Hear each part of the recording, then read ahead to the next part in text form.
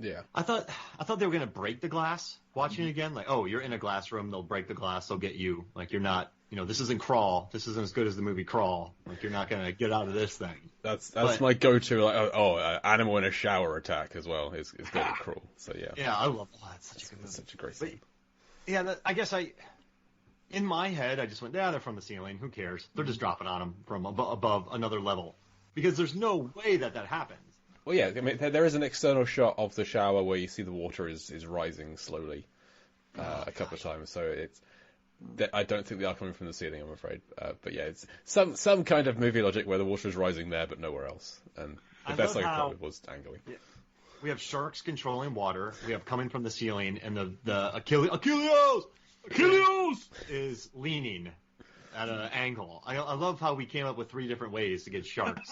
Well, I mean, all they had to do was show a shot of one of the outdoor bull sharks. We've already seen them ramming against the side of Achilles to like destroy it. Just have them ramming against one of the struts supporting the living quarters, and it would have just been fine. Could have worked out from there. Whoa! Or break the glass. Yeah, or break the glass. My other theory is that the sharks are friends with the special effects guys, and so could just pull in a favor, and they've got it covered. Yeah, have you discussed the fact that the baby sharks scream? It's come up a little bit, yeah. I mean, our theory was that they tell us that Bella has been able to communicate with the sharks. They didn't tell us how, so we're assuming it's by physically talking or screaming.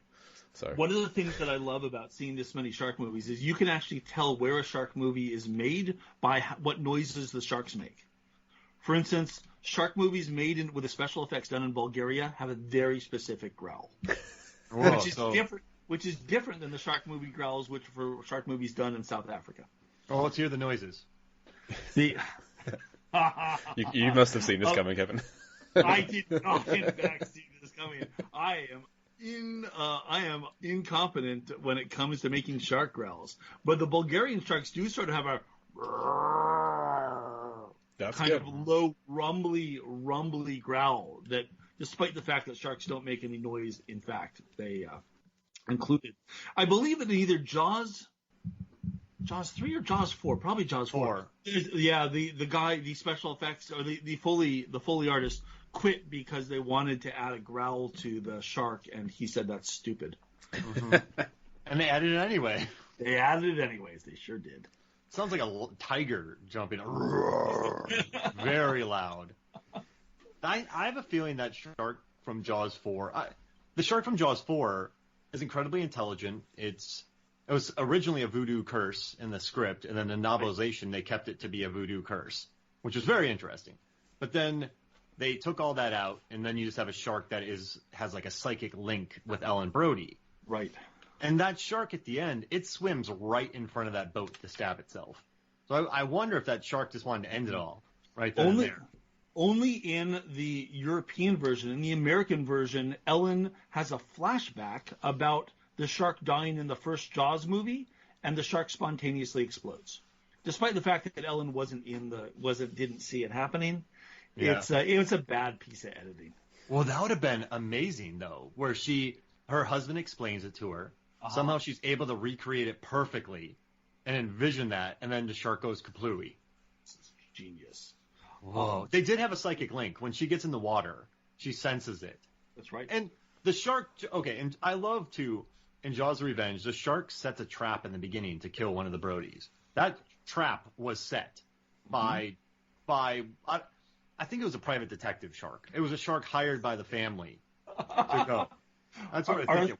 Our theory is the son that gets killed, and I know we don't want to do Jaws Revenge, but the son who gets killed in the beginning of Jaws Revenge had previously cut his hand while making a salad for his mom. So our theory is that Ellen's salad killed her son.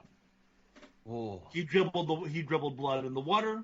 The shark attacked. Like, it checks out. Why don't you eat lettuce?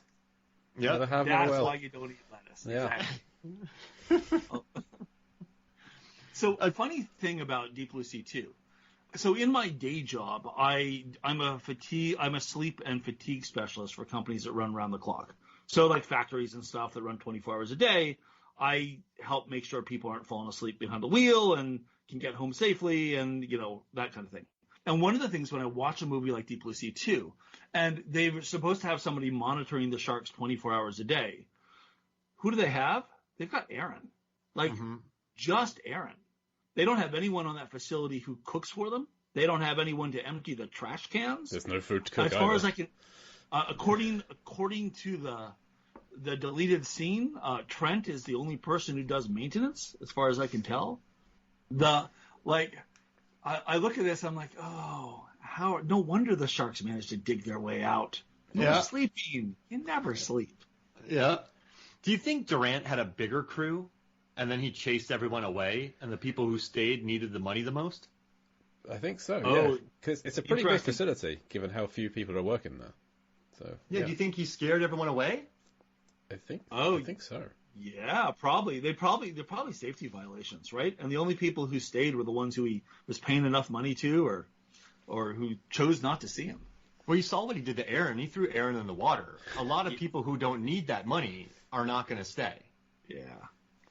Oh, that's interesting. Yeah. But when you say, Jay, that you looked at the map, but when Durant drinks his second thing of shark serum and he gets the vision of the blueprints that shows him an escape route, right? In Chapter 7. I took a pretty close look at the blueprints that he sees, and I'm pretty sure it's an apartment block. Yeah, it's not for Achilles. I did see a couple of toilets, right? So I'm pretty sure they took that from somewhere. It's a very rectangular building that he's seeing blueprints for. It's no part of this facility. And a lot of it isn't blueprints. He's seeing like matrices and tables and just random numbers and some kind of circuit diagram, but not a circuit diagram I'm familiar with, and I work in electronics. This is all just... none of it's relevant. None of it. He's just seeing things, seeing some kind of schematics for some random thing. Math. Yes, exactly. I wish the subtitles would have just say math, because I put the subtitles on just in case I miss anything in the film, but I would just love it if Durant sees math in his head, and he goes full limitless, which makes me happy. But that's just another thing about this movie that adds a nice bit of personality to it. Never did I ever think that I would see Michael Beach gulp a tiny bottle of serum twice and see math twice. Like, you don't even need the math twice, but they do it twice, and that's what makes me so happy about that scene. It's just math. Well, the first time around he sees like chemical formulae, like atomic bonds and things, and so that's like, oh, he's thinking of the serum and the formulas, and this time around it's the escape route. So it's like it's empowering his brain for what he needs at that time. So I like that. But one of our favourite moments so far has been watching Michael Beach make love to these vials, and he does it again here, and it's awful to watch. But he does. It's very off-putting. A very intimate relationship with those vials. Hey, Jay, can I ask you a question? Yeah. If I ingested one of those vials, what 5 things would I see? 5? Yeah. See, I think you would see like how Deep Blue Sea was made. Obviously, you'd see like inner workings. You'd see like an exploded diagram of the animatronic sharks from Deep Blue Sea. Like one thing is just animatronic. Yeah. I think you just see that 5 times. That's all you care about is how you'd see exactly the sharks' full plan, like start to finish, everything they dreamed of doing once they got out of Aquatica and beyond, just everything they could possibly dream of. Every variable, yep. And they're including how they got on the platform, like every part of the plan to get on the platform would be in there. Mark, I think that you would see the budget, so you would be able to see, envision where they cut corners, in order to make the movie for not as much budget as they deserved. Yeah, it's wild the amount of promotion this film got with the budget it had. And listen, I know they had when they were shooting out there, they had a big water shortage, so they had to reuse all the water that they had. They had issues that like weren't planned on, but because the amount of hype, I don't know if y'all remember when this came out, but this had commercials, almost every single sci-fi, Bloody Disgusting, Dread Central. The trailer was everywhere. People were really into the trailer. I'm surprised that it had the budget it had for how much promotion it got, because this was not a big budget film.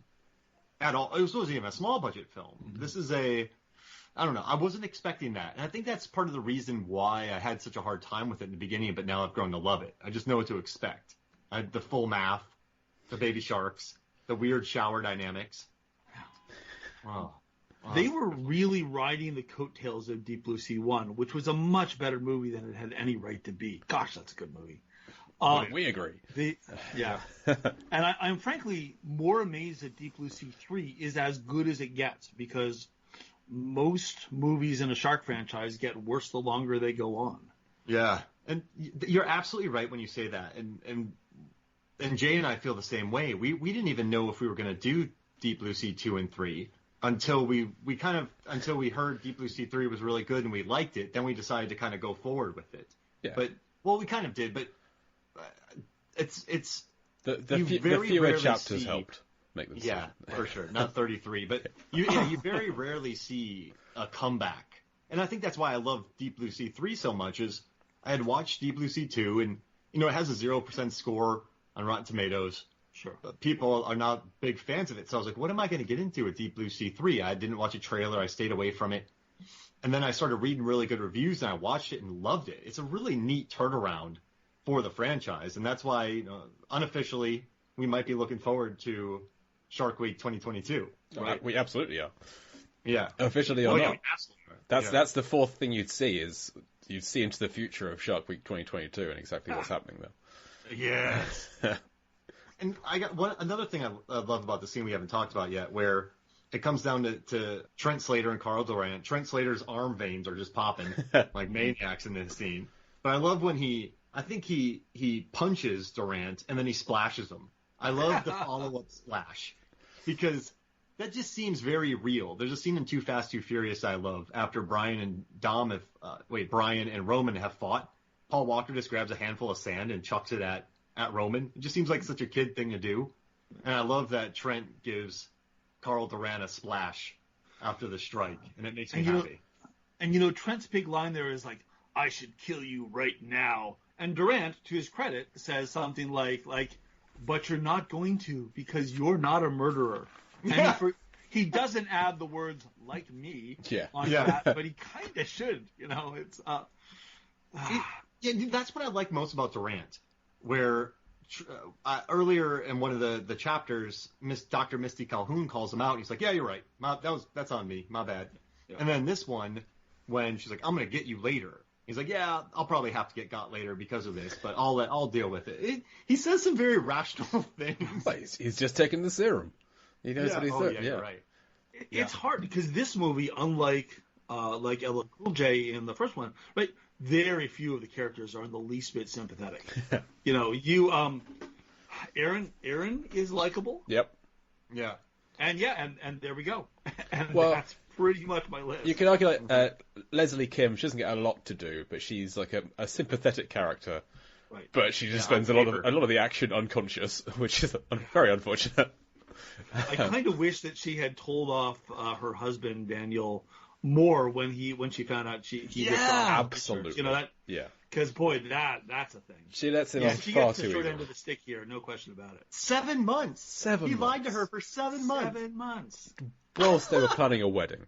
Just anyway. Yeah. I've been lying to you for 7 months, going to Gold's Gym, working out, and eating those banana protein shakes. It's not. It's lying to her and taking her research that she has spent Yes, exactly. years and years work. Oh, anyway. Yeah. So in the room when Trent punches out Durant, is my biggest issue with this chapter is that behind Trent there is a pipe that is pouring water into the room, and there is a very clear handle on that pipe. He could just turn it off. So it seems very, very much like a production issue of like, just got to keep the water in here bubbling, got to keep water coming in. But they left it in shot, and that bothers me a little bit. Interesting. If you look through the entire chapter, like this is the case everywhere. Underwater in the corridors, there are very clear spots where there are pumps that are making the water bubble and foam out of specific spots, where the water level doesn't get any higher unless it's convenient for the plot. Underwater like that, the pressure for the water shooting through the edges should be able to cut through flesh. Yeah, that ain't happening. And not only that, when you see the baby sharks, like I know they were saving money, but when you see the baby sharks, it's because you see a bubble of water coming from an underwater pipe, and then the same special effects shot of the baby sharks, but in a different color light, blue, red, or green. Yeah.